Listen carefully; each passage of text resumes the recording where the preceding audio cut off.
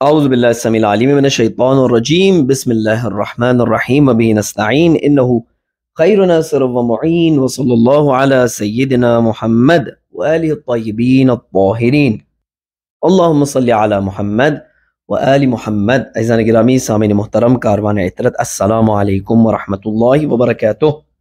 امید ہے کہ آپ خیر و عافیت سے ہوں گے اور آپ کا سفر خیر و عافیت کے ساتھ، صحت و سلامتی کے ساتھ اس منزل مقصود کی جانب رواں ہوگا کہ جسے پروردگار متعال نے قرآن مجید میں عبادت کا عنوان دیا اور فرمایا کہ وما خلقت الجن والانس الا لیعبدون۔ امید ہے کہ اس سفر کو آپ اہل بیت علیہ السلام کے کلام کی روشنی میں اور قرآن مجید کے ہدایت کے سائے میں طے کر رہے ہوں گے۔ امید ہے کہ اس سفر میں ہمارے زندگی کا ایک پل بھی بغیر کسی کمال کے حاصل کیے ہوئے ضائع نہیں ہوگا۔ عزیزان گرامی، اگرچہ کہ بہت مشکل ہے اس کو تصور کرنا، لیکن اس کی مشکل کی وجہ یہ ہے، کہ ہم نے اہل بیت علیہ السلام کے کلام سے تربیت حاصل نہیں کی۔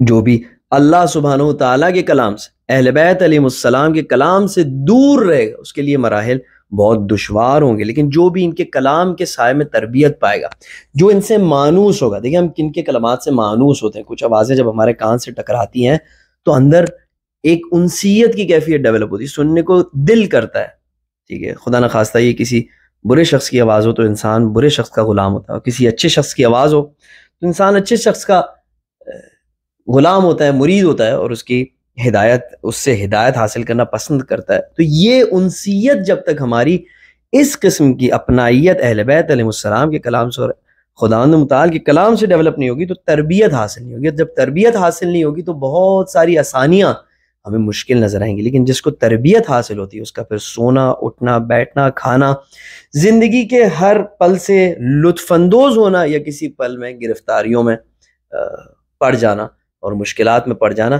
یہ سب چاہے وہ ہوش و حواس میں ہو یا نہ ہو، اس بات کا باعث بنتا ہے کہ اسے کمال حاصل ہو، وہ کمال حاصل ہو جس کی اس کو اس زندگی کے بعد جو زندگی آنے والی اس میں اشد ضرورت ہے۔ عزیزان گرامی، جس ٹاپک کو شرح و ترجمہ دعائے کمیل کے سائے میں آپ کی خدمت میں پیش کرنے جا رہے ہیں، وہ ہے احساس گناہ اور شرم کا ٹاپک۔ عزیزان گرامی، بہت امپورٹنٹ ٹاپک ہے اس لحاظ سے کہ احساس گناہ اور شرم کے حوالے سے جو اس وقت سائنسدان گفتگو کر رہے ہیں، دنیا جس طرف جا رہی ہے، تو اس سے گویا محسوس ہوتا ہے کہ احساس شرم اور گناہ، پہلے تو ان کے بیچ میں فرق بھی ہمیں سمجھنا ہوگا، لیکن ایک کلی طور پر اگر ان کو دیکھیں تو گویا یہ وہ احساسات ہے کہ جو انسان کو کہ زندگی میں انسان کے راہ میں رکاوٹ بنتے ہیں۔ ان احساسات سے جتنا جلدی ہو جائے انسان کو خلاص ہو جانا چاہیے۔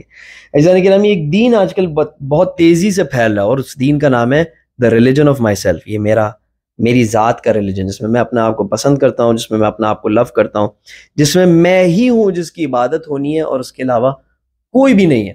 اور اس ریلیجن میں کہا جاتا ہے کہ احساس گناہ کی کوئی حیثیت ہی نہیں، احساس شرم کی کوئی حیثیت ہی نہیں ہے۔ کیوں میں کسی کے سامنے احساس گناہ کا شکار ہوں؟ اور اسی لیے جب ماہرین نفسیات اس نظریے کو ذہن میں رکھ کے انسانوں کے احساس گناہ کے ساتھ ڈیل کرتے ہیں تو کوشش کرتے ہیں جلد از جلد اس کو خلاصی حاصل ہو اس احساس گناہ کے ساتھ، اور بہت سارے لوگ مختلف ان چیزوں کا استعمال کرتے ہیں کہ جس کی وجہ سے وہ احساس ختم ہو جائے۔ شراب کا استعمال، ڈرگس کا استعمال، مختلف دواؤں کا استعمال اسی لیے ہوتا ہے کہ انسان اس فیلنگ سے خلاص ہو جائے کہ جس کی وجہ سے وہ احساس گناہ کرتا ہے، اس کو شرمندگی کا احساس ہوتا ہے۔ دوسری جہت اس ٹاپک کے امپورٹنس کی یہ ہے کہ کسی بھی ریلیجس فورم پہ آپ کو اس ٹاپک پر گفتگو نظر نہیں آئے گی۔ اگر آئے گی، اگر یہ سٹیٹمنٹ جو میں دے رہا ہوں یہ میری نادانی کی وجہ سے اور میری ریسرچ مکمل نہیں ہے، تو میں آپ سے درخواست کروں گا اگر آپ کو اس ٹاپک پر گفتگو نظر آئے تو آپ مجھے ضرور فارورڈ کریں تاکہ میں بھی اس سے فائدہ حاصل کروں اور مجھے بھی احساس ہو کہ میری ریسرچ ناقص تھی۔ لیکن آپ کو کسی بھی ریلیجس فورم پہ جہاں تک میری اطلاع ہے اس موضوع پر گفتگو نظر نہیں آئے گی، جبکہ یہ ایسا موضوع ہے کہ ہم سب احساس کرتے ہیں کہ اس سے روزانہ کی بیسس پہ ہم ڈیل کر رہے ہوتے ہیں۔ مختلف چیزوں کے حوالے سے ہمارے دل میں احساس گناہ ہوتا ہے، مختلف چیزوں کے حوالے سے ہمارے دل میں ایک گلٹ ہوتی ہے۔ کبھی بچوں کے ساتھ جو ہم نے پہلے سلوک کیا ہوتا ہے اس پر ہمیں گلٹ ہوتی ہے، یا کسی بزرگ کے ساتھ، یا حتیٰ کسی جانور کو ہم نے نقصان پہنچایا ہوتا ہے۔ یہ احساس گناہ، یا اپنے ساتھ برا کیا ہوتا ہے، اپنا وقت تلف کر رہے ہوتے ہیں، ضائع کر رہے ہوتے ہیں، یہ احساس گناہ ہمیں مختلف اوقات میں اذیت دے رہا ہوتا ہے۔ تو ایک ٹاپک جس پر ہم نے تفصیلی گفتگو کرنی ہے بغیر کسی تکلف کے، جتنا ہم اس پر ایکسٹینسولی گفتگو کر سکیں ہم اپنی پوری کوشش کریں گے، وہ یہ ٹاپک ہے۔ اس کے علاوہ عزیزان گرامی جو دوسرا ٹاپک ہے جس پر ہم نے ڈسکس کرنی ہے، وہ قرآن مجید کی چند آیتیں ہیں، یعنی دعا کا ایک جملہ ہے جو قرآن مجید کی چند آیتوں پر بیسڈ ہے، اور ان آیتوں کو آپ کی خدمت میں پیش کرنا ہے۔ اور مجھے اچھا خاصا اندازہ ہے کہ ان آیات کو جب آپ پڑھیں گے تو چونک جائیں گے، یعنی ان آیات کے اندر وہ پیغام ہے کہ جس پر اگر غور کیا جائے، تھوڑی دیر تأمل کے ساتھ انہیں پڑھا جائے، انسان کو احساس ہوتا ہے کہ یہ دنیا کتنی اس سے مختلف ہے جو کہ اسے دکھائی گئی ہے، اور کیا کچھ ہمارے اور ہمارے معبود کے یعنی کائنات کے رب کے پرسنل رشتے میں ہو سکتا ہے کہ جو نہیں ہے اس وقت، کیونکہ ہمیں قرآن مجید سے آشنائی نہیں ہے۔ ہمارے اللہ سبحانہ و تعالیٰ کے ساتھ ایک پرسنل رشتے میں وہ کچھ مٹھاس ہو سکتی ہے، وہ کچھ اچھائیاں ہو سکتی ہیں، وہ کچھ نیکیاں ہو سکتی ہیں جن کا اندازہ اچھا خاصا ان قرآن مجید کی آیات کو پڑھنے کے بعد ہوگا۔ خوب عزیزان گرامی، آئیے اپنے سفر کو آغاز کرتے ہیں دعا کے ان جملات کے ساتھ جن کو ہم نے پچھلی دفعہ پڑھا تھا، لیکن ایک تسلسل برقرار کرنے کے لیے دوبارہ آپ کی خدمت میں ان جملات کو پیش کرتا ہوں، اور پھر دعا میں اس دفعہ جو ہم جملات کو پڑھنے جا رہے ہیں ان کو بھی میں آپ کی خدمت میں پیش کروں گا، اور پھر ہم اپنے ٹاپک پر باقاعدہ طور پر گفتگو کریں گے۔ ہم نے پروردگار متعال کے بارگاہ میں عرض کیا کہ اللہم عظم سلطانک، پروردگار تیری سلطنت عظیم ہے، وعلی مکانک، تیری منزلت بلند ہے، وخفی مکرک، تیری تدبیر مخفی ہے۔ تدبیر یعنی چارہ جوئی، یعنی کسی معاملے کو حل کرنے کے لیے انسان جو راستہ اختیار کرتا ہے، اور کبھی کبھار وہ انسان کو تکلیف میں ڈال کر ہوتا ہے۔ اللہ سبحانہ و تعالیٰ کبھی انسان کو تکلیف میں ڈال کر اس کی تربیت کرتا ہے، اس کے اندر پوٹینشیلز کو آزاد کرتا ہے، جو اس کے اندر چھپی ہوئی صلاحیتیں ہوتی ہیں انہیں آزاد کرتا ہے۔ انسان کو احساس ہوتا ہے اچھا یہ کچھ میرے اندر تھا، یہ کچھ صلاحیتیں میرے اندر تھیں اور میں اتنے عرصے سے ان سے غافل تھا، اور کبھی اچھائیاں دے کے انسان کو چیلنجز میں مبتلا کرتا تھا کہ انسان کی مستقل طور پر گروتھ ہوتی رہے۔ خفی مکرک وظہر امرک، پروردگارہ تیرا حکم ظاہر ہے، وغلب قہرک، پروردگارہ تیرا قہر اور تیری ناراضگی غالب ہے۔ اگر تو کسی سے ناراض ہو گیا تو بس اس کے پاس اب کوئی چارہ نہیں ہے، کوئی راہ فرار نہیں۔ وجرت قدرتک، پروردگار تیری قدرت جاری ہو چکی ہے۔ ولا یمکن الفرار من حکومتک، پروردگارہ تیرے حکومت سے، تیرے دسترس سے، تیری قدرت سے بھاگنے کا کوئی امکان نہیں ہے۔ پوری طرح تو اپنے مخلوقات پر محیط ہے، غالب ہے۔ مکان اور زمان تیری مخلوق ہے، ہم اگر کہیں بھاگے بھی تو یا زمانے میں کہیں دور دست زمانے میں بھاگ جائے، یا مکان میں کہیں دور دست مکان میں بھاگیں، لیکن وہ کون سا مکان ہے اور وہ کون سا زمانہ ہے جو تجھ سے دور ہو پروردگار۔ اس کے بعد ہم عرض کرتے ہیں کہ اللہم، پروردگارہ، لا اجد لذنوبی غافرہ، پروردگارہ مجھے ایسا کوئی نہیں مل رہا کہ جو میرے گناہوں کو معاف کر سکے۔ دیکھیں عزیزان گرامی، احساس گناہ، پروردگار متعال کی بارگاہ میں حاضر ہو کر ہمیں ایک احساس گناہ ہے۔ پروردگار ہم نے گناہ کیے اور ہمیں کوئی نہیں مل رہا کہ جو ہمارے گناہوں کو معاف کرے۔ کیوں کوئی نہیں مل رہا؟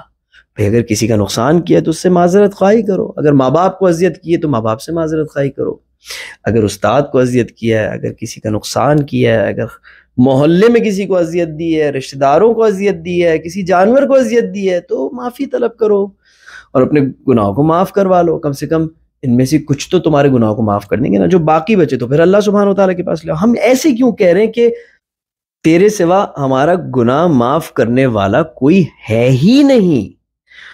اور ویسے بھی اس احساس گناہ کے بارے میں ماہرین نفسیات کے بیچ اور دینی نگاہ کے بیچ اتنا بڑا تضاد کیوں ہے؟ کیوں ایسا ہے کہ ماہرین نفسیات جس چیز کو انسان کے آگے بڑھنے اور کمال حاصل کرنے میں آبسٹیکل سمجھتے ہیں اور کہتے ہیں کہ احساس گناہ نہیں ہونا چاہیے، اس کے برے اثار ہوتے ہیں، اور کوشش کرتے ہیں کسی نہ کسی طرح اس کو انسان سے دور کر دیں، تو یہی احساس گناہ وہ کوالٹی ہے جو اللہ سبحانہ و تعالیٰ نے بہترین کوالٹی قرار دی ہے کسی انسان کے رشد اور سعادت کے لیے۔ قرآن مجید میں ہم دیکھتے ہیں تو ہمیں نظر آتا ہے کہ کئی مراحل پر انبیاء علیہ السلام اگر کسی غلطی کا شکار ہوتے تھے، ربنا ظلمنا انفسنا وان لم تغفر لنا وترحمنا لنکونن من الخاسرین، حضرت آدم اور حوا نے اللہ سبحانہ وتعالیٰ کے بارگاہ میں فرمایا ہوا، یا پھر وَذَنُّونِ إِذْ ذَهَبَ مُغَاضِبًا فَظَنَّ أَن لَّن نَّقْدِرَ عَلَيْهِ فَنَادَىٰ فِي الظُّلُمَاتِ أَن لَّا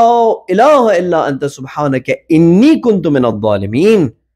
اور کئی دوسرے مقامات پر ہم دیکھتے ہیں کہ انبیاء علیہ السلام نے پروردگار متعال سے معافی مانگی، معافی طلب کی، اور اس کے بعد اللہ سبحانہ وتعالیٰ نے مزید کمال بخشا انہیں، مزید عروج بخشا انہیں۔ اور ہم دیکھتے ہیں اس بات کو احادیث میں بھی ہمیں ملتا ہے کہ کمال پانے کا بہترین سلیقہ یہ ہے کہ انسان پروردگار متعال سے استغفار کرے، اپنے گناہوں کی معافی طلب کرے، احساس گناہ کرے، اور اس احساس گناہ کے ساتھ پروردگار متعال کے بارگاہ میں بیٹھ کر جب وہ اللہ سبحانہ وتعالیٰ سے صدق دل سے توبہ کرتا ہے تو اللہ سبحانہ وتعالیٰ اسے وہ درجات نصیب کرتا ہے کہ جو تصور سے باہر ہے۔ یعنی باقاعدہ درجات کو حاصل کرنے کے راستوں میں سے ایک راستہ صدق دل سے توبہ کرنا ہے۔ تو یہ کیا وجہ ہے کہ ماہرین نفسیات کا یہ خیال ہے احساس گناہ کے بارے میں، اور اللہ سبحانہ وتعالیٰ جب ہمیں رہنمائی کرتا ہے قرآن مجید میں تو وہ کہتا ہے کہ اس سے بہتر کوئی احساس ہی نہیں ہے میرے بارگاہ میں لانے کے لیے۔ اس پر ہمیں گفتگو کرنی ہوگی۔ عزیزان گرامی، دو احساس ہیں جو آپس میں ملتے ہیں، جلتے ہیں، اور ان کو تھوڑا الگ کرنا ضروری ہے، اگرچہ کہ دونوں احساس کے حوالے سے اس وقت دنیا میں بہت ہی زیادہ گفتگو ہو رہی ہے، اور دونوں کو ایک مذموم جذبہ سمجھا جا رہا ہے، اور ایسا احساس سمجھا جا رہا ہے کہ جس کی وجہ سے انسان کی زندگی میں رکاوٹ ہوتی ہے۔ ایک ہے احساس گناہ، گلٹ، اور ایک ہے احساس شرم۔ ایسا نہیں گرامی، اس میں اگر میں نے چند آرٹیکلز کا مطالعہ جب کیا تھا تو اس سے یہ سمجھ میں آیا کہ احساس شرم تب ہوتا ہے جب انسان اپنے آپ سے نفرت کرے، یا وہ اپنے آپ کو برا محسوس کرے۔ انسان اپنی ذات کو جب برا محسوس کرنے لگتا ہے تو یہ احساس شرم ہوتا ہے، اور جب انسان اپنے عمل کے بارے میں برا محسوس کرنے لگے تو اسے کہتے ہیں کہ احساس گناہ۔ مثال کے طور پر ہم دیکھتے ہیں کہ ہمارے معاشرے میں بچوں کے ساتھ، بچے آپس میں، کزنز آپس میں، یا خاندان کے دوسرے لوگ بچوں کے ساتھ ان پر کوئی نام رکھ دیتے ہیں، ان کی کوئی بھی ویکنس کو اٹھا کر اسے نام کی صورت میں ان کے اوپر لگا دیتے ہیں۔ اب یہ اس ویکنس کو اپنے اندر بچہ برا سمجھنے لگتا ہے، اور در نتیجہ اسے اپنے اس ویکنس سے شرم آتی ہے، وہ اس کا حصہ ہے۔ مثال کے طور پر اگر کسی کا چھوٹا قد ہے، یا اگر کسی کی آنکھ مثلا ٹیڑھی ہے، یا وہ لنگڑا ہے، یا اس کا رنگ کسی مختلف طرح کا ہے، تو ان تمام چیزوں کو جو اس کی ذات کا حصہ ہیں اگر وہ برا سمجھنے لگے تو اس سے اس کو احساس شرم اس کے اندر ڈیولپ ہوتا ہے، شیمنگ جسے کہتے ہیں۔ لیکن اگر اس نے کسی کے ساتھ کوئی زیادتی کر دی اور کوئی غلط کام انجام دیا تو یہ ہوتا ہے احساس گناہ۔ اب اس کو اس عمل کے حوالے سے، کیونکہ گلٹ ہے، اس عمل کے حوالے سے اگر احساس گناہ ہے تو یہ ڈفرنس آتا ہے احساس شرم اور احساس گناہ کے بیچ۔ خوب عزیزان گرامی، یہاں تک تو ہم نے یہ ڈسکس کیا اور یہ جاننے کی کوشش کی کہ موضوع کیا ہے، اور گناہ اور شرم کے بیچ ہم نے فرق کو جاننے کی کوشش کی۔ اس کے بعد آپ کی خدمت میں عرض کرتا ہوں عزیزان گرامی، جو سمجھا ہے وہ یہ ہے کہ احساس گناہ احساس درد کی طرح ہے۔ جس طرح درد انسان کو یہ بتاتا ہے، اس بات کی علامت ہوتا ہے کہ کوئی پرابلم ہے۔ دیکھیں، چوٹ لگتی ہے تو درد ہوتا ہے، اگر اندر سے کوئی انفلیمیشن ہوتی ہے تو درد ہوتا ہے، اگر خدا نہ خواستہ کوئی کینسر بدن میں پھیل رہا ہوتا ہے تو انسان کو درد ہوتا ہے۔ یہ درد اس بات کی علامت ہوتا ہے کہ کوئی نہ کوئی پرابلم ہے۔ اور ہم دیکھتے ہیں کہ جن لوگوں کو شوگر کی بیماری ہوتی ہے، جب انہیں درد محسوس نہیں ہوتا، خاص کر کے پیر کے انگلیوں کی طرف، تو انہیں احساس نہیں ہوتا کہ انہیں کوئی چوٹ لگی ہے، اور اس کے بعد وہ چوٹ کی وجہ سے انفیکشن ڈیولپ ہوتا ہے، اور انفیکشن کی وجہ سے معاملہ آگے بڑھتا ہے، اور کبھی کبھار پیر کاٹنے کی نوبت بھی آ جاتی ہے، جسے ہم ڈائبیٹک فٹ کہتے ہیں۔ تو یہ فائدہ ہے درد کے احساس کا۔ جب باڈی میں، جسم میں انسان کو درد ہوتا ہے تو انسان کو احساس ہوتا ہے کہ کوئی نہ کوئی پرابلم ہے، کوئی نہ کوئی مسئلہ ہے۔ اسی طریقے سے انسان کی نفسیات میں، انسان کی روح میں اللہ سبحانہ وتعالیٰ نے اس کوالٹی کو قرار دیا ہے کہ انسان احساس گناہ کرتا ہے جب وہ اپنی روح کو مجروح کرتا ہے، جب اپنی وہ روح کو ڈیمیج کرتا ہے، جب کوئی ایسا کام انجام دیتا ہے کہ جس کی وجہ سے اس کی روح کو نقصان پہنچے، تو اس کے اندر احساس گناہ ڈیولپ ہوتا ہے۔ یہ احساس گناہ اسے اس بات پر مجبور کرتا ہے کہ یہ اس کا ازالہ کرے، اس غلطی کا ازالہ کرے، اس کی معافی طلب کرے، اس کو دوبارہ انجام نہ دے۔ اور لہٰذا یہ احساس گناہ انسان کے اندر اسی احساس درد کی طرح ہے جو انسان کی باڈی میں ہوتا ہے۔ ایک روح کا درد ہے اور ایک باڈی کا درد ہے۔ اور مزے کی بات یہ ہے کہ جس طرح ہم باڈی کے درد کو شوگر کی وجہ سے ختم کر سکتے ہیں، اور شوگر جس طریقے سے ایک انہیلتھی لائف سٹائل کی وجہ سے ڈیولپ ہوتی ہے، جب انسان اپنے کھانے پینے کا خیال نہیں رکھتا اور اپنی مرضی کے مطابق جتنا اس کو دل چاہتا ہے اپنے ذائقے کی خاطر کھانا کھاتا ہے، اور سستی کا شکار ہوتا ہے، ورزش بھی نہیں کرتا ہے ساتھ میں، اور ساتھ میں نظم و ضبط بھی نہیں رکھتا زندگی میں، جس وقت اس کا دل چاہے سوتا ہے، جس وقت دل چاہے اٹھتا ہے، تو اس قسم کی لائف سٹائل کی وجہ سے اس کو شوگر ہو جاتی ہے۔ یعنی آہستہ آہستہ اب وہ شوگر کی بیماری کا شکار ہوتا ہے کہ جس کی وجہ سے اسے درد نہیں ہوتا ہے۔ اسی طرح عزیزان گرامی نفسیاتی شوگر کے بھی ہم شکار ہوتے ہیں، جب ہم بہت زیادہ ان چیزوں کے پیچھے جاتے ہیں جو ہمیں خوش کرتی ہیں۔ دیکھیں چھوٹی چھوٹی چیز بھی اس میں شامل ہے، انسٹاگرام کو یا فیس بک کو اسکرول کرنا، مختلف چیزوں کو جو دل کر رہا ہے بار بار ہوا و ہوس نفس کی خواہش کو پورا کرنا۔ میرا نفس چاہ رہا ہے کہ یہ بھی دیکھوں، یہ بھی دیکھ لیا، وہ بھی دیکھوں، وہ بھی دیکھ لیا۔ نہ باہر اپنی آنکھوں کو کنٹرول کرنا، نہ اندر، نہ باہر اپنے کانوں کو کنٹرول کرنا، نہ اندر، نہ باہر اپنے اعمال کو کنٹرول کرنا، نہ خلوت میں اپنے اعمال کو کنٹرول کرنا۔ بار بار یہ جو لذت ہم حاصل کرتے ہیں اور لذت کے پیچھے جاتے ہیں، اس کی وجہ سے ہمیں ایک نفسیاتی شوگر ہو جاتی ہے۔ اور نفسیاتی شوگر کی وجہ سے جس طریقے سے باڈی کے شوگر کی وجہ سے انسان کا احساس درد ختم ہو جاتا ہے، اسی طرح نفسیاتی شوگر کی وجہ سے انسان کے اندر احساس گناہ ختم ہو جاتا ہے۔ اب وہ معاشرے کے اندر بھی جو بری خبریں آتی ہیں کہ جن کی وجہ سے انسان کا دل پھٹ جانا چاہیے، اس پر اتنا اس کو افسوس نہیں ہوتا۔ بم بلاسٹ ہوتا ہے، خبر آتی ہے 50 لوگ مر گئے، اچھا 50 لوگ ہی مرے، اتنی تو کوئی خاص بری بات نہیں ہے، چلو اللہ سب کی مغفرت کرے۔ یا کوئی اور خبر آتی ہے کسی بچی کے ساتھ زیادتی ہو گئی، سنتا ہے انسان، چلتا رہتا ہے، کوئی مسئلہ نہیں، اس کی زندگی اس کی وجہ سے مختل نہیں ہوتی، اسے فرق کوئی زیادہ نہیں پڑتا۔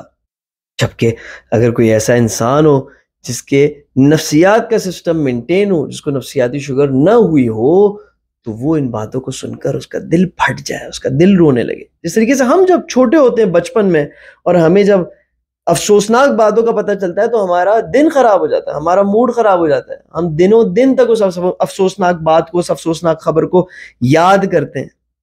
لیکن جیسے جیسے بڑے ہوتے رہتے ہیں ہمیں یہ درد کا احساس کم ہو جاتا ہے۔ اور عزیزان گرامی جب یہ درد کا احساس ختم ہو جاتا ہے پوری طریقے سے، تو اس انسان کو کہا جاتا ہے قسی القلب، یعنی وہ انسان کہ جس کا دل پتھر کی طرح ہو گیا ہے۔ خوب، اب جس طرح سے ہم نے آپ کی خدمت میں احساس گناہ کو انٹروڈیوس کیا، تو یہ تو بہت اچھی چیز ہے۔ اس کے نہ ہونے کی وجہ سے انسان کتنی بڑی بڑی خطاؤں کا شکار ہو سکتا ہے۔ تو کیا وجہ ہے کہ ماہرین نفسیات اس کو برا سمجھتے ہیں اور اس سے چھٹکارا دلانا چاہتے ہیں؟ جو بھی بیمار احساس درد رکھتا ہے، احساس شرم رکھتا ہے، احساس ندامت رکھتا ہے، تو وہ کہتے ہیں کہ یہ احساس کو اپنے دل سے نکال دو۔ مختلف راستے تجویز کرتے ہیں کہ احساس گناہ انسان کے دل سے نکل جائے۔ سر گرامی، وجہ یہ ہے کہ جس زاویے سے انسان کو دیکھا جائے وہ زاویہ مشخص کرتا ہے کہ احساس گناہ کی اہمیت کیا ہے۔ جس زاویے سے ماڈرن سائنس انسان کو دیکھتی ہے، جس زاویے سے ماہرین نفسیات انسان کو دیکھتے ہیں، تو اس زاویے سے تو احساس گناہ کی کوئی ارزش ہی نہیں ہے۔ اگر انسان کے اندر کوئی روحانی سسٹم نہ ہو، اگر انسان کا کوئی کریٹر نہ ہو، اگر انسان کو کوئی خلق کرنے والا نہ ہو کہ جو حی و قیوم ہو، جو ہمیشہ زندہ رہنے والا ہو، تو انسان کو احساس گناہ کا کیا فائدہ؟ یعنی ایسے احساس گناہ کی کیا ارزش ہے کہ جس کے سامنے ایک ایسی ذات ہو جو کہ ہمیشہ نہ رہتی ہو، جو ایک زوال پذیر ذات ہو۔ مثال کے طور پر مجھے اپنی طرف سے احساس گناہ ہے، یعنی مجھے ایک احساس ندامت ہے کہ میں نے اپنے ساتھ برا کیا۔ خوب، کیا فرق پڑتا ہے؟ اگر برا کر بھی دیا تو کیا ہوگا؟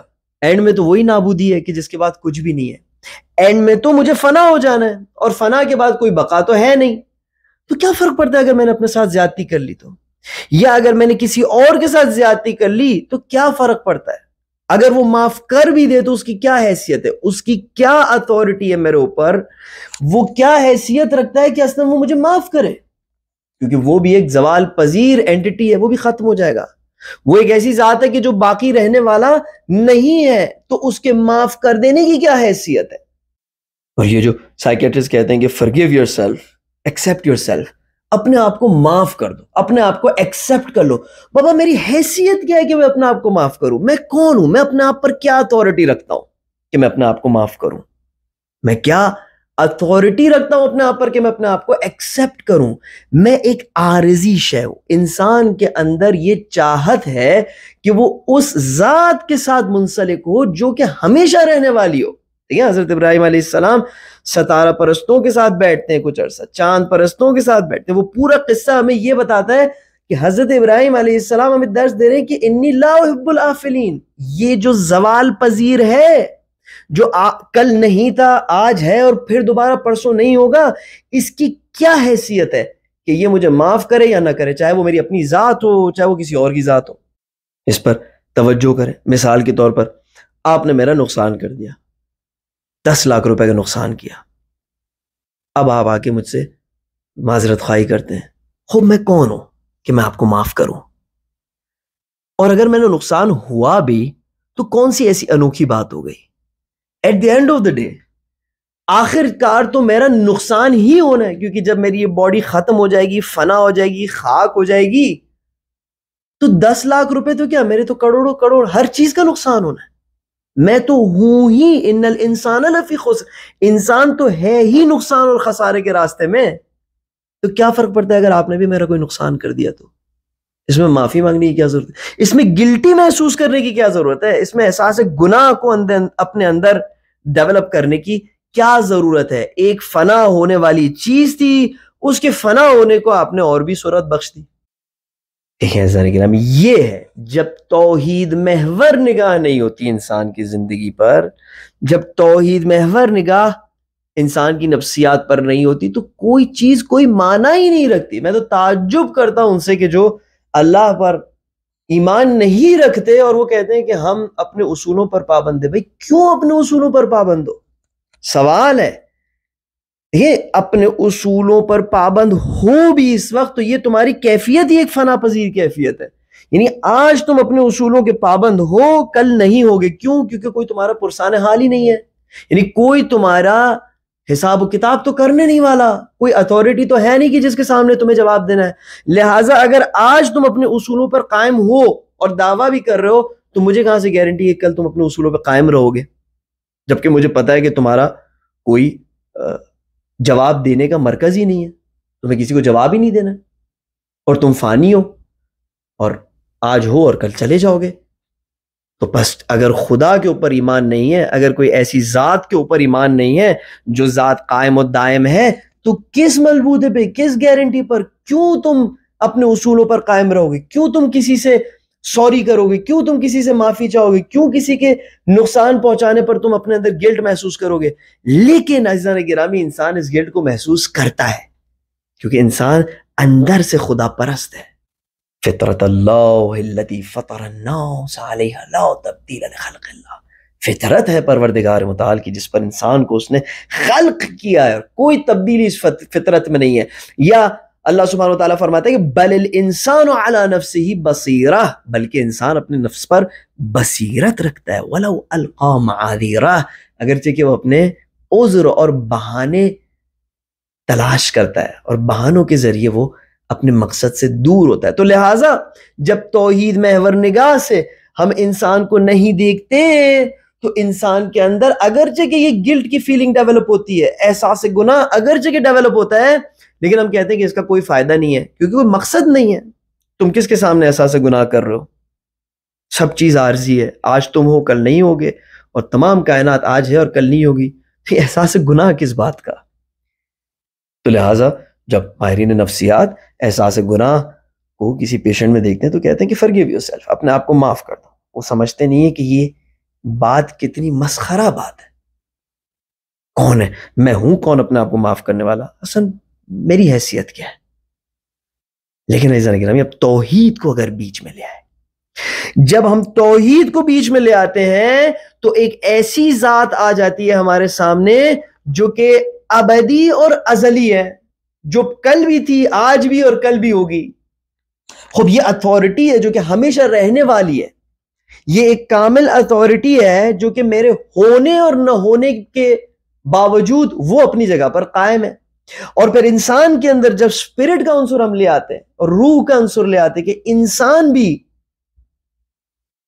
ایک حیات مادی کے بعد ایک حیات روحانی میں جاودان ہونے کے لیے بنا ہے. اب یہاں پر احساس گناہ میں ویلیو آتی ہے. اب ہمیں احساس ہوتا ہے کہ اگر کوئی غلطی کی، اگر کوئی کوتاہی کی تو اس کی اصلاح کی ضرورت ہے، اس کی معافی مانگنے کی ضرورت ہے. یعنی جب خداوند متعال ہمارے سامنے آتا ہے، پروردگار متعال کی ذات جو کہ پائندہ ذات ہے، جو کہ ہمیشگی ذات ہے، جس کو کوئی فنا نہیں ہے، جب وہ سامنے آتی ہے ایکویشن میں، اب احساس گناہ کا کوئی سینس بنتا ہے. اب میں جب پروردگار متعال کے سامنے اپنی معافی کے لیے استغفار کرتا ہوں تو مجھے پتا ہے یہ کوئی عارضی ذات نہیں ہے کہ جب معاف کر دے تو اس کے بعد اس کو کوئی فنا حاصل ہونے. یہ معاف کرے گی تو یہ معافی ہمیشہ کے لیے رہنے والی ہے، اور معاف نہیں کرے گی یہ ذات تو یہ معافی، یہ گناہ ہمیشہ کے لیے رہنے والا ہے. اور اسی طرح آپس میں ہمارے جو رشتے ہیں ان کے اندر بھی ایک وزن پیدا ہوتا ہے. میں آپ سے سوری کروں گا، میں آپ سے معافی طلب کروں گا، میں آپ سے محبت کروں گا، یا میں کسی اور سے دشمنی کروں گا تو وہ سب اس ذات کی خاطر جو قائم و دائم ہے، وہ ذات کی جس کا علم ہر چیز پر احاطہ رکھتا ہے اور سب چیز اس کے علم میں ہے اور کوئی چیز مٹنے والی نہیں ہے. لہٰذا کوئی بھی میرا کام ضائع نہیں ہونے والا، سب کچھ ریکارڈ ہو رہا ہے، ہمیشہ کے لیے ریکارڈ ہو رہا ہے. اب عزیزان گرامی مزہ آیا نا زندگی کا. اب جب ہمیں پتا چلا کہ ہر چیز ریکارڈ ہو رہی ہے تو جو غلطی کی، دیکھیں نا ہم اسکول میں یا کالج یونیورسٹی میں جب کوئی غلطی کی وجہ سے ہمارے نمبر کم آتے ہیں، ہم جاتے ہیں نا استاد کے پاس، کیونکہ دیکھتے ہیں حساب کتاب ہے، ہم گفتگو کرنے کی کوشش کرتے ہیں، بات چیت کرنے کی کوشش کرتے ہیں، اصلاح کرنے کی کوشش کرتے ہیں، خود اپنے اندر محنت کرتے ہیں. کیوں؟ ہمیں پتا ہے کہ حساب کتاب ہے، اینڈ میں ہمیں اس کا نتیجہ ملنے والا ہے، اینڈ میں ہمیں ڈگری ملنے والی ہے. اسی طرح سے جب دنیا میں ہم اس مزاج سے زندگی گزارتے ہیں کہ ہمیں قائم و دائم ذات دیکھ رہی ہے، ہم پر نظر رکھ رہی ہے، اور اس دنیا کے بعد ایک اور مرحلہ ہے کہ جس میں ہمیں رہنا ہے، تو یہ احساس گناہ ایک وزن پیدا کرتا ہے. اور ساتھ میں یہی احساس گناہ پروردگار متعال کے موجود ہونے کی ایک نشانی ہے.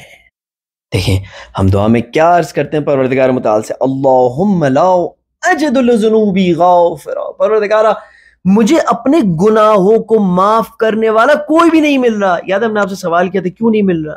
اگر ماں باپ کے ساتھ زیادتی کی ہے تو معافی طلب کر لو، اگر ہمسائے کے ساتھ زیادتی کی تو معافی کر لو. کیوں کہہ رہے ہو کہ تمہیں کوئی معاف کرنے والا نہیں ملا؟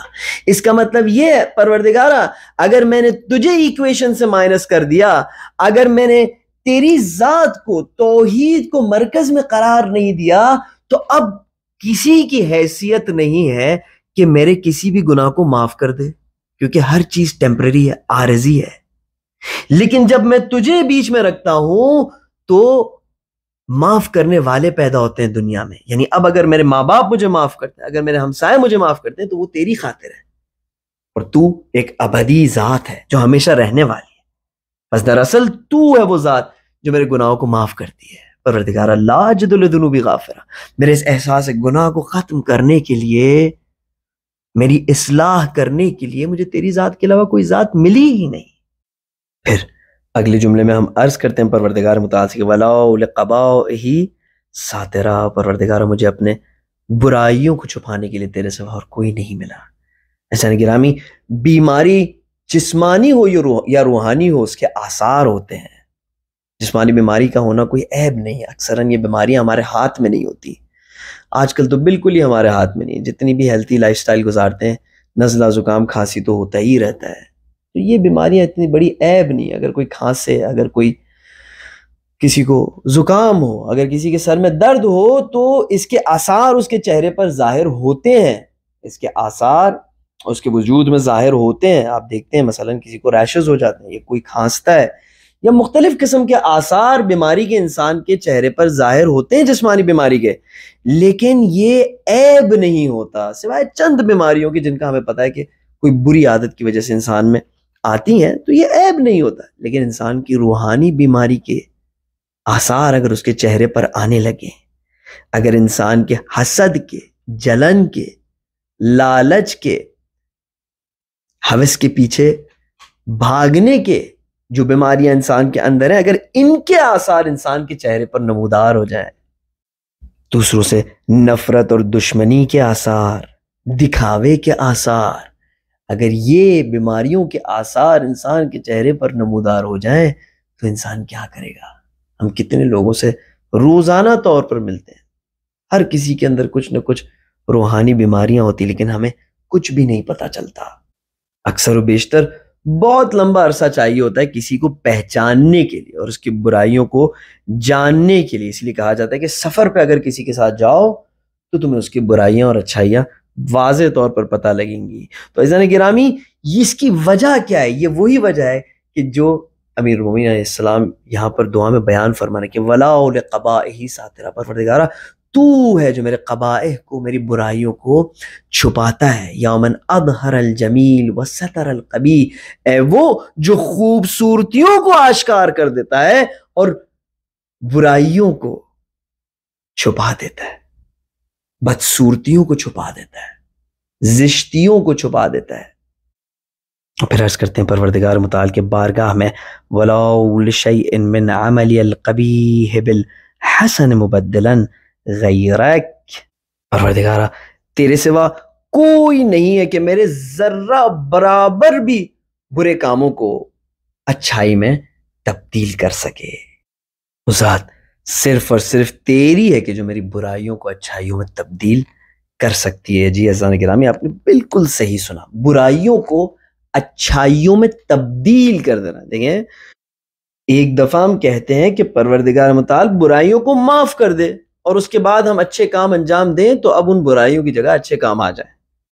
ایک دفعہ مولا فرماتے ہیں کہ پروردگارہ میرے برے کاموں کو اچھے کاموں میں تبدیل کرنے والا تیرے سوا کوئی نہیں ہے۔ تبدیل کا مطلب بدل دینا، یعنی کسی شخص نے جھوٹ بولا ہو اور معافی کی وجہ سے یا جسی بات کی وجہ سے کوئی ایسا پروسیس ہو کہ جس کی وجہ سے اس کا عمل سچ بولنا لکھا جائے۔ ایک شخص نے کسی کے ساتھ ظلم کیا ہو اور کسی خاص وجہ سے یہ ظلم کرنا اس کا اچھائی میں تبدیل ہو جائے، عجیب بات ہے۔ تو اس بات کو سمجھنے کے لیے ہمیں ضروری ہے کہ ہم قرآن مجید کی طرف رجوع کریں کہ دیکھیں ایسے کیسے ممکن ہے کہ ایک شخص برے کام انجام دے اور نہ یہ بات کہ اس کے برے کام معاف ہو جائیں، اس کی برائیاں معاف ہو جائیں، بلکہ اللہ سبحانہ وتعالی انہیں اچھائی میں تبدیل کر دے۔ یہ وہ نظام ہے کہ جس کی ہم گفتگو کر رہے ہیں اور قرآن مجید سے ضرور ہمیں اس کے بارے میں ہدایت حاصل کرنی ہوگی۔ تو ان آیات کو عزیزان گرامی میں آپ کی خدمت میں پیش کر رہا ہوں اور ایسے پیش کر رہا ہوں تاکہ زیادہ سے زیادہ سمجھنے کے قابل ہوں۔ نتیجہ گیری آپ کے ہاتھ میں ہے۔ میں نے قرآن مجید سے سیکھا ہی یہ ہے کہ کبھی بھی سپون فیڈنگ خاص کر کے تربیت میں قرآن مجید کا روش نہیں ہے۔ حتیٰ ائمہ علیہ السلام کی احادیث پر بھی اگر ہم غور کریں تو سپون فیڈنگ کبھی بھی ان کی روش نہیں ہے۔ وہ ہمیشہ انسان کو سوچنے کا سلیقہ اور طریقہ سکھاتے ہیں اور اس کے بعد وہ چاہتے ہیں کہ انسان خود اپنے فکر کو آزاد کرے اور اپنی فکر کو کمال بخشے اور وہ نتائج حاصل کریں جو اس کے فائدے میں ہوں۔ سپون فیڈنگ برین واشنگ میں ہوتی ہے، سپون فیڈنگ کسی کو اپنے غلام بنانے میں ہوتا ہے۔ جب تک آپ کسی کی سپون فیڈنگ کرتے رہیں تب تک آپ اس کو اپنا غلام بناتے رہتے ہیں۔ جہاں پر آپ اس کو آزادی بخشنا چاہتے ہیں وہاں پر آپ اس کو سوچنے کا طریقہ سکھاتے ہیں، اور یہ دونوں طرف بہت مشکل ہوتا ہے۔ اس کے لیے بھی بہت مشکل ہوتا ہے جو آزاد کرنا چاہ رہا ہوتا ہے، کیونکہ ظاہر ہے اس کی ہوائے نفس پر اس کو قدم رکھنا پڑتا ہے۔ کسی کو اگر آپ آزادی بخشتے ہیں تو پھر وہ آپ کے قابو میں نہیں رہتا، اور اس کے لیے بھی بہت مشکل ہوتا ہے کہ جسے یہ آزادی حاصل کرنی ہوتی، کیونکہ سوچنا بھی اتنا آسان نہیں ہوتا۔ کہتے ہیں کوئی شخص غلاموں کی آزادی کے لیے جنگ لڑ رہا تھا اور بڑی مشکلوں کے بعد اس نے فتح حاصل کی، اور پھر جب وہ ایک جگہ پر انٹر ہوا جہاں پر غلاموں کو جیل میں رکھا جاتا تھا، جب اس نے اس جیل کے دروازے کو کھولا اور کہا چلو باہر آؤ تم آزاد ہو گئے، تو وہ سب ایک دوسرے کو دیکھنے لگے، اور پھر سب نے مل کر اس کو دیکھا اور کہا کہ ہم کہاں جائیں، آزادی کیا ہوتی ہے، ہم یہیں پر خوش ہیں، ہمیں غلام ہی رہنے میں مزہ ہے، یہ دروازہ بند کرو اور یہاں سے چلے جاؤ اور ہمیں غلام رہنے دو۔ تو عزیزان گرامی، یہ وہ کیفیت ہے۔ اگر کوئی کسی کو آزادی بخشنا چاہتا ہے تو اس کے لیے بھی ایک مشکل ہے، کیوں؟ کیونکہ اسے اپنے ہوائے نفس پر پیر رکھنا ہوتا ہے۔ اب وہ آزادی بخش رہا ہے، جب آزادی بخشے گا تو وہ شخص اس کے قابو میں نہیں رہے گا، پھر وہ اس سے اپنی غلامی نہیں کروا سکتا۔ اور جو شخص آزاد ہونا چاہ رہا ہے اس کے لیے بھی بہت مشکل مرحلہ ہے، کیوں؟ کیونکہ اسے اب سوچنا پڑے گا، اسے اب سیکھنا پڑے گا، اسے سپون فیڈ نہیں کیا جا رہا۔ لہٰذا معاشرے میں اکثر ماس لیول پر یہی رجحان ہوتا ہے کہ سپون فیڈنگ ہی کی جائے اور یہ غلامی کا رشتہ چلتا رہے۔ حضرت گرامی، میں نے قرآن مجید میں اس کے برعکس پایا ہے، اور میں نے اہل بیت علیہم السلام کے اقوال میں بھی اس بات کو ہرگز نہیں دیکھا۔ اسی لیے ہم مولا علی علیہ السلام کی گفتگو کو جب نہج البلاغہ میں دیکھتے ہیں تو ہماری فکر کو سوچنے کا موقع ملتا ہے، اور یہی وہ سوچنا ہے جو اتنا مشکل ہے کہ جس کی وجہ سے ہم ان کلام سے دور رہتے ہیں۔ کیوں ہم صحیفہ سجادیہ سے دور رہتے ہیں؟ کیوں ہم مولا علی علیہ السلام کے کلامات سے نہج البلاغہ میں دور رہتے ہیں؟ کیوں ہمارا رجحان ان دعاؤں کی جانب جو انٹلیکچوئل دعائیں جیسے دعائے عرفہ امام حسین علیہ السلام میں نہیں ہے؟ کیوں ہم قرآن مجید سے دور رہتے ہیں؟ کیونکہ یہ کتابیں ہمیں سپون فیڈ نہیں کراتی، یہ کتابیں ہمیں غلام نہیں بناتی، یہ ہمیں آزادی بخشتی ہیں، یہ ہمیں سوچنے پر مجبور کرتی ہیں، اور اکثر لوگوں کے لیے سب سے مشکل کام دنیا میں سوچنا ہے۔ بہرحال ان آیات پر توجہ کرتے ہیں، دیکھتے ہیں کیا حاصل ہوتا ہے۔ سورہ فرقان سورہ نمبر 25 ہے اور آیت نمبر 62 سے ہم اس سورہ کا مطالعہ آغاز کرتے ہیں۔ اللہ سبحانہ و تعالیٰ اپنے خاص بندوں کے حوالے سے گفتگو فرماتا ہے کہ وَعِبَادُ الرَّحْمَانِ، اور رحمان کے بندے کون ہیں؟ رحمان کے بندوں کو پہچاننا چاہتے ہو؟ رب کی تو صفت رحمان ہے، اور بندوں کی صفت کیا ہے؟ الَّذِينَ يَمْشُونَ عَلَى الْأَرْضِ هَوْنًا، یہ وہ لوگ ہیں جو زمین پر انکساری کے ساتھ چلتے ہیں، زمین پر یہ نرمی اور ملائمت کے ساتھ چلتے ہیں۔ عزیزان گرامی، ان مطالب تفسیر آپ کی خدمت میں پیش کرنا ہمارا غرض نہیں ہے، ہمیں خاص پوائنٹ کو آپ کی خدمت میں عرض کرنا چاہ رہے ہیں، پیش کرنا چاہ رہے ہیں، اور ضرور انشاءاللہ کبھی اگر فرصت ملی تو ان آیات کی مزید فہم کے اوپر، تفہیم کے اوپر گفتگو ہوگی۔ تو پہلی نشانی یہ ہے کہ عباد الرحمن وہ ہیں کہ جو زمین پر، جن کی چال چلن، چلنے کا انداز انکساری والا ہوتا ہے، کہ جس کی وجہ سے دوسرا احساس کمتری نہیں کرتا، یا وہ دوسرے کو انسائٹ نہیں کرتے، دوسرے کی فیلنگز کو وہ اپنے چلنے کے ذریعے، اپنے چال کے ذریعے اجاگر نہیں کرتے، متوجہ نہیں کرتے اپنی طرف، چپ چاپ زمین پر چل رہے ہوتے، کام کرتے ہیں لیکن چلنے کا انداز بڑائی نہیں دکھاتا۔ وَإِذَا خَاطَبَهُمُ الْجَاهِلُونَ قَالُوا سَلَامًا، جب جاہل ان سے خطاب کرتے ہیں، جب ان کی آڈینس جاہل ہوتی ہے تو وہ جھگڑتے نہیں ہیں، وہ بحث نہیں کرتے، وہ لڑائی نہیں کرتے، وہ الجھن میں نہیں پڑتے، بلکہ وہ سلامتی کے ساتھ گفتگو کرتے ہیں، ایسی گفتگو کرتے ہیں کہ جس کی وجہ سے ان کا اور ان افراد کے بیچ کا تعلق خراب نہ ہو۔ بہت سی دفعہ عزیزان گرامی جب آپ بحث کر رہے ہوتے ہیں، آپ کو پتا ہوتا ہے کہ آپ صحیح فرما رہے ہیں، لیکن سامنے والا جاہل ہوتا ہے، یعنی وہاں پر خاطبہم الجاہلون میں جدال کرنے کی جگہ ہی نہیں ہے، گنجائش ہی نہیں ہے۔ میں نے خود بہت ٹھوکریں کھانے کے بعد سیکھا کہ بھائی وہاں پر اصل گفتگو کی جگہ نہیں ہے، وہاں پر سلامتی کی جگہ ہے، یعنی وہاں پر آپ نیک گفتاری سے کام لیں، ایسی بات کریں کہ جس میں اسے بھی لطف آئے اور آپ بھی اپنے آپ کو الجھن میں نہ پھنسائیں۔ وَإِذَا خَاطَبَهُمُ الْجَاهِلُونَ قَالُوا سَلَامًا، جب جاہل سے مخاطب ہوتے ہیں تو وہ سلامتی کی گفتگو کرتے ہیں۔ اچھا، یہاں پر یہ مطلب نہیں کہ جب جاہل سامنے آئے تو بس سلام کر دیں۔ عام طور پہ ہمارے معاشرے میں یہ بھی پایا جاتا ہے کہ جب گفتگو کسی نتیجے پر نہیں پہنچ رہی ہے، اب ایک بندہ دوسرے کو تحقیر کرنا چاہتا ہے اور اندازہ دلانا چاہتا ہے کہ بھائی تم جاہل ہو میں عالم ہوں، وہ کہتا ہے بھائی سلام علیکم، کیوں؟ کیونکہ قرآن نے کہا. بھائی قرآن اس لیے نہیں ہے کہ ہم ایک دوسرے کی تحقیر کریں، قرآن مجید سمجھنے کے لیے. قرآن مجید اس لیے نہیں کہ ہمیں جب ایک دوسرے کی تحقیر کرنا ہو تو ہمیں قرآن یاد آ جائے. وَإِذَا خَاطَبَهُمُ الْجَاهِلُونَ قَالُوا سَلَامًا، ایک سلامتی کی گفتگو کے ساتھ، ایک اچھی ملائم اور نرم گفتگو کے ساتھ وہاں سے گزر جاتے ہیں بغیر اسی کے اپنا اور ان کا رشتہ اور تعلق خراب کریں. وَالَّذِينَ يَبِيتُونَ لِرَبِّهِمْ سُجَّدًا وَقِيَامًا، یہ وہ ہیں عباد الرحمن. کون ہے؟ کہ جو راتوں کو گزارتے ہیں اس حال میں کہ اپنے پروردگار متعال کے سامنے سجدہ اور قیام کر رہے ہوتے ہیں. ان کی راتیں اللہ سبحانہ و تعالیٰ کے سامنے سجدے اور قیام کی حالت میں گزرتی ہے، نہ کہ مووی دیکھتے ہوئے، نہ کہ ٹی وی دیکھتے ہوئے. عجیب ہے ذرا. کبھی کبھار انسان کو سوال پیش آتا ہے کہ پروردگارہ میری کیا لیاقت ہے کہ تو نے اتنی اچھی کتاب مجھ پر نازل کی، میرا ایکشن اتنا اپوزٹ ہے اس چیز کے کہ جو تو مجھ سے چاہتا ہے، میری زندگی اتنی برعکس ہے، اور پھر بھی تو اتنا رحمان ہے کہ تو پھر بھی میری ہدایت کرنا چاہتا ہے. اللہ اکبر. والذین یقولون ربنا اصرف عنا عذاب جہنم، اور یہ وہ لوگ ہیں جو اپنی زندگی میں ایک ٹینشن ان کو ہوتی ہے، ایک فکر ان کو ہوتی ہے. کس چیز کی فکر ہوتی ہے؟ یقولون ربنا اصرف عنا عذاب جہنم، پروردگارہ عذاب جہنم کو ہم سے دور کر دے. اس بات میں وہ ہمیشہ ٹینشن میں ہوتے.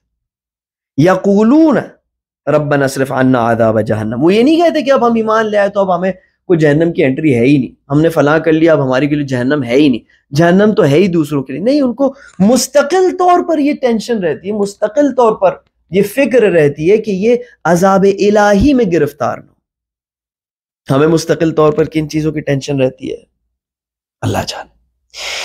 ان عذابها کان غراما، پروردگار جہنم کا جو عذاب ہے یہ ہمیشہ رہنے والا عذاب ہے. دنیا کا عذاب ٹل جاتا ہے، اور خاص کر کے جب انسان کی عمر 40 سال کے قریب پہنچتی تو اس کو اندازہ ہو جاتا ہے کہ یہ بڑا ایک دنیا کا عذاب جو ہے وہ بس جلد از جلد گزر جاتا ہے، تبدیل ہو جاتا ہے. دنیا ہے ہی یہ، جیسے مولا علیہ السلام نے فرمایا تھا 2 دن کی ہے، ایک دن پر تم سوار ہوتے ہو، یا ایک دن تمہارے فائدے میں ہوتا ہے اور ایک دن تمہارے نقصان میں ہوتا ہے.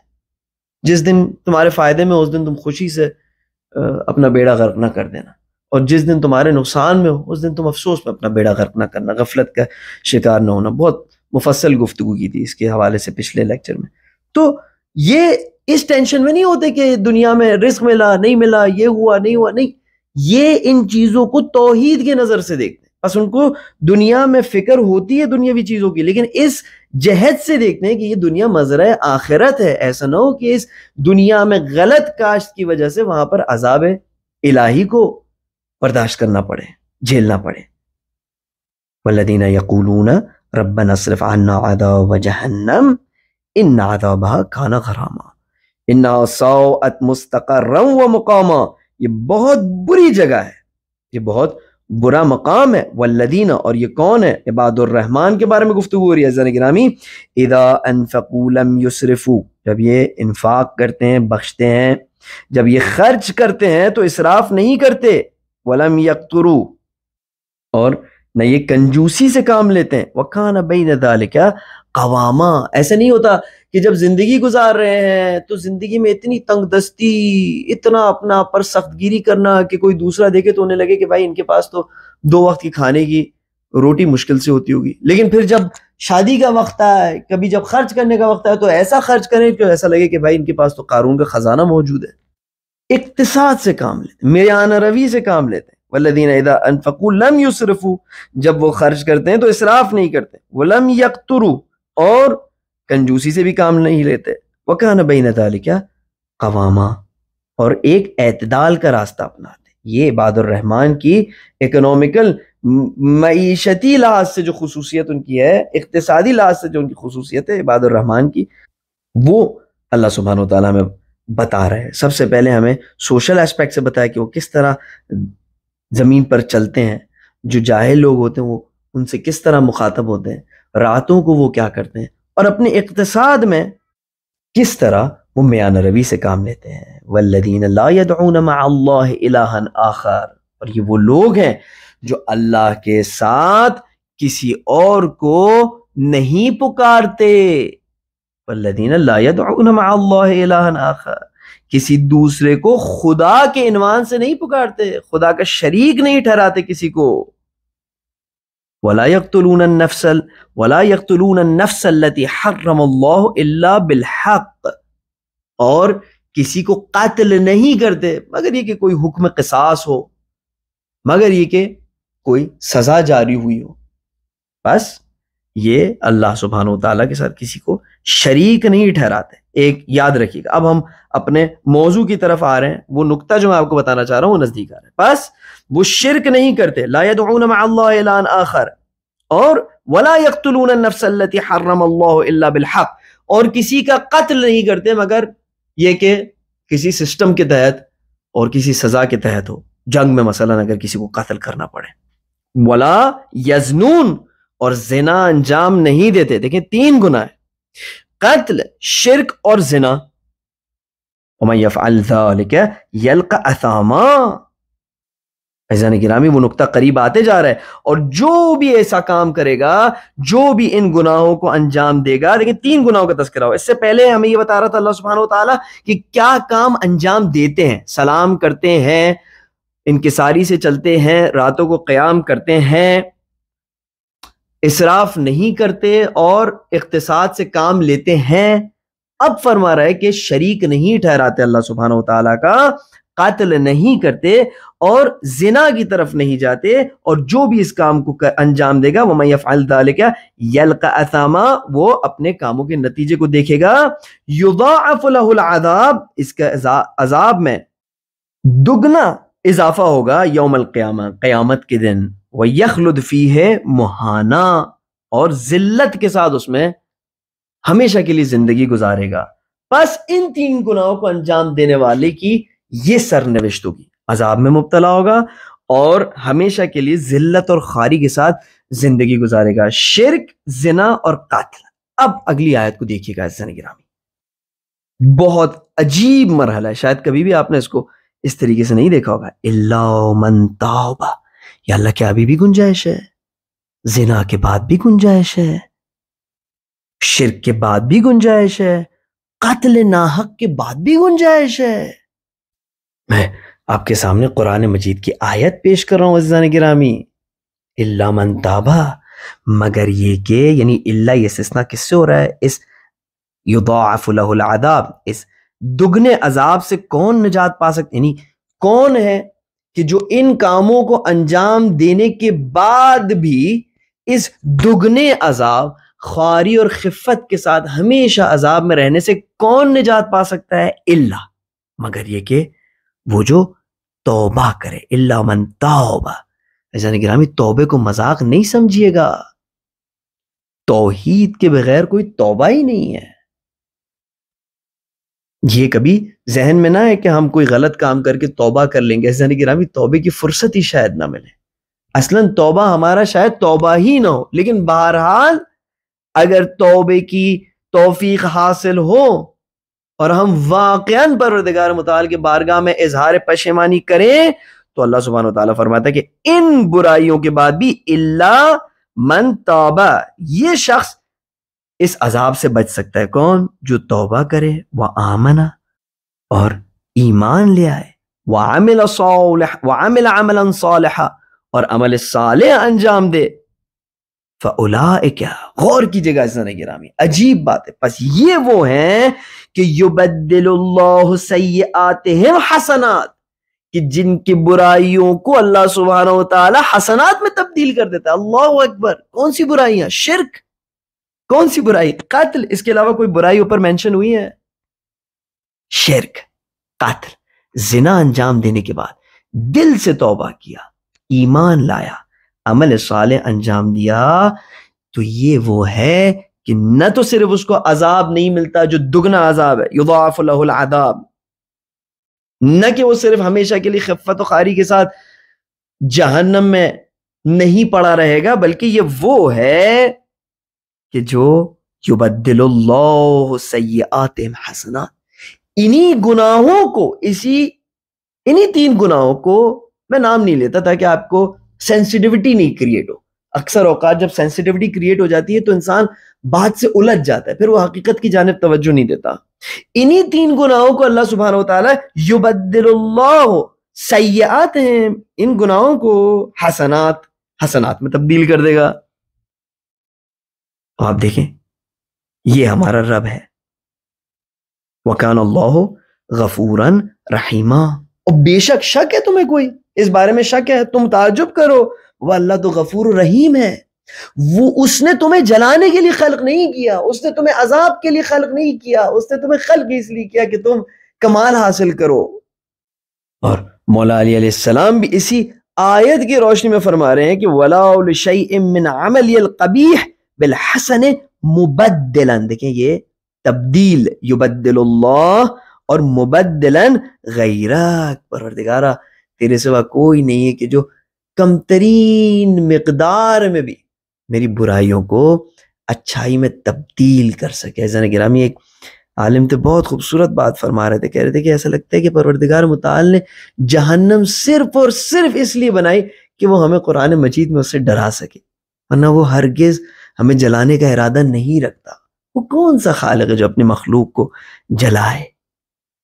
کسی نبی نے جب اپنے امت کے لیے عذاب طلب کی تھی تو اللہ سبحانہ وتعالی نے اس نبی کو حکم دیا کہ تم ایسا کرو کہ میں عذاب بھیج دوں گا، تم ایسا کرو کہ مٹی کے کچھ برتن بناؤ۔ نبی نے مٹی کے برتن بنائے اور زحمت سے بنائے، اللہ نے کہا تھا تو خوبصورت بنائے۔ جب بنا لیے تو اللہ سے عرض کیا کہ یا اللہ میرے مٹی کے برتن تیار ہیں، اب تو حکم فرما عذاب نازل کر دے۔ اللہ سبحانہ وتعالی نے فرمایا بس ایک کام اور، فرمایا اب ان مٹی کے برتنوں کو توڑ دے۔ نبی نے اللہ سے سوال کیا کہ یا اللہ تو نے مجھ سے بنوایا، میں نے اتنی محنت سے مٹی کے برتن بنائے ہیں، ان کو میں توڑ دوں؟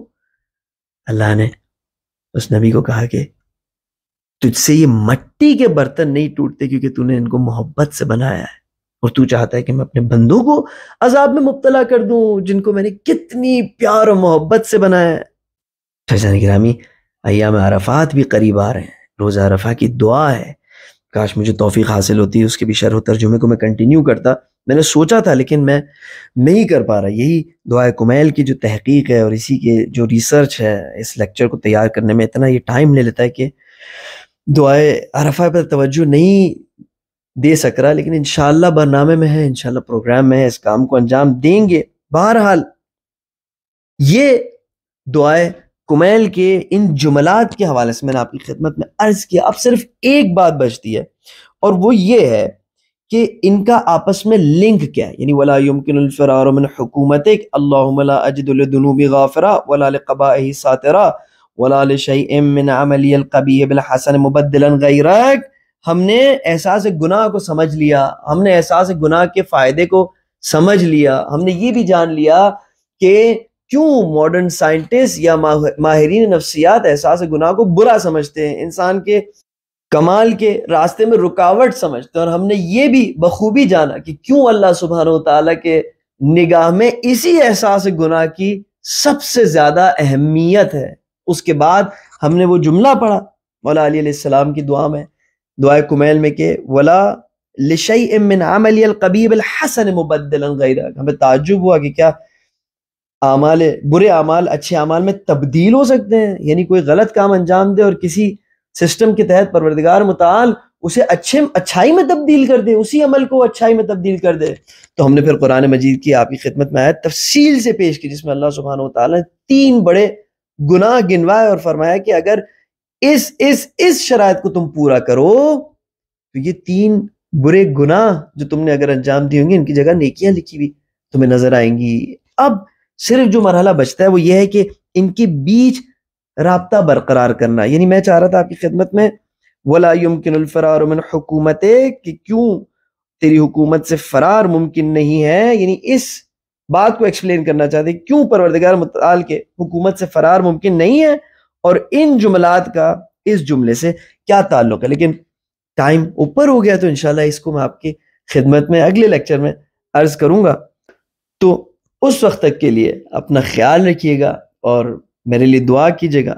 اپنی دعاؤں میں ہم سب ایک دوسرے کو یاد رکھیں، ہم سب ایک دوسرے کے لیے دعائیں کریں، پروردگار متعال آپ کو بہترین اجر و ثواب عطا فرمائے یوم عرفہ کا، دوسری آپ کی عبادتوں کا۔